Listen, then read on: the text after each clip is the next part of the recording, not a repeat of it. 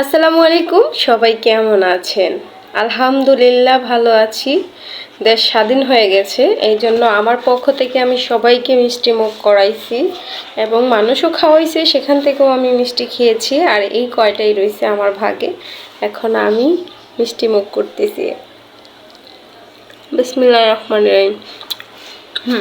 তোমরাও খাও, তোমাদের জন্য মিষ্টি আছে, এই জন্য আমি ভিডিও করে তোমাদেরকে দিচ্ছি, কারণ সবাইকে বাসায় ডেকে না খাওয়াটা সম্ভব না।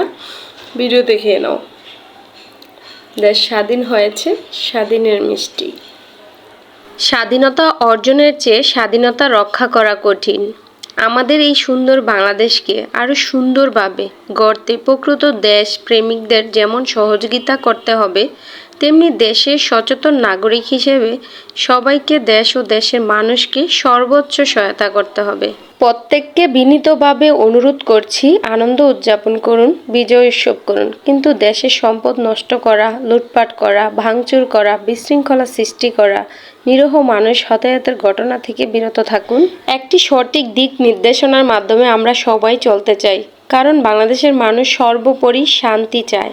এই বীর জেনারেশন সঠিকভাবেই দেশকে নির্দেশনা দিবে ইনশাল্লাহ। ধৈর্যশীল ব্যক্তিকে আল্লাহ তাআলা পছন্দ করেন এবং ধৈর্য মানুষকে সফলতা এনে দেয়, একদিন আগে হোক আর পরে হোক। হাসিনা পদত্যাগ করছে, তার জন্য আমরা সবাই খুশি, কিন্তু এই যে লুটপাট, ভাঙচুর, বিশৃঙ্খলা সৃষ্টি, গোলাগুলি, আগুন, হতাহতের ঘটনা, এগুলা সত্যি কতটা সভ্য কাজ বা কতটা সভ্য সমাজে সভ্য মানুষের কাজ সেটা আমার জানা নাই। প্লিজ আপনারা এগুলো থেকে একটু বিরত থাকুন।